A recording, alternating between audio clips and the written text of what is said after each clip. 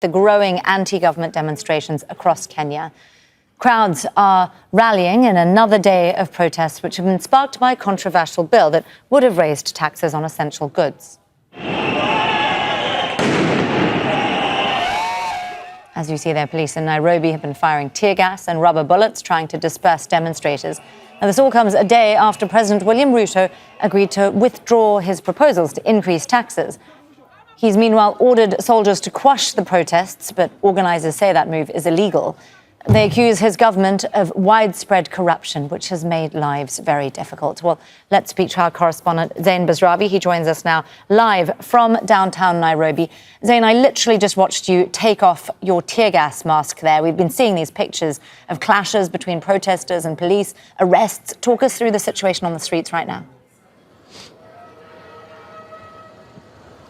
Well, the protests today are not as big as they were 2 days ago, but they are still no less intense where they are happening. Now, this street here, we've seen running skirmishes, running clashes between protesters and police for the last several hours. What we're seeing here is kind of an example of what's happening. It's a microcosm of what's happening in places all over the country. For the police now, it is about containing. They force groups of protesters into this crossroads area.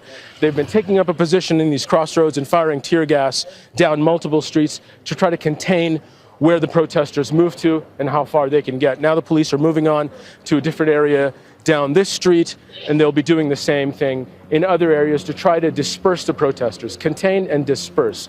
That's the whole idea now. If President Ruto, protesters say, had signed off on killing the tax bill 72 hours ago, a week ago, these protests might not be happening.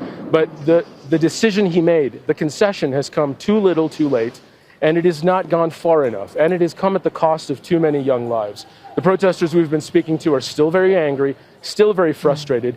They hold the president responsible for the deaths of those young Kenyans across the country, 23 killed in the protests over the course of the last week. And they hold Parliament responsible for not standing firmer, standing stronger against the president as they feel he was overreaching his position. Here's some of what one of the people we were speaking to has to say. We are asking them to deal with corruption and graft. We're asking them to do away with this military state because there's no threat to national security. We're asking them to do away with those extra unconstitutional positions, to stop using, because we do not have a revenue problem, we have an expenditure problem. The office of the First Lady, the office of the Deputy First Lady, office of the Prime Cabinet Secretary and their wife, where are we using all that money? We are in such difficult times, and that's why we are rising. Now, just between now and when we were speaking earlier, there's been more tear gas fired here.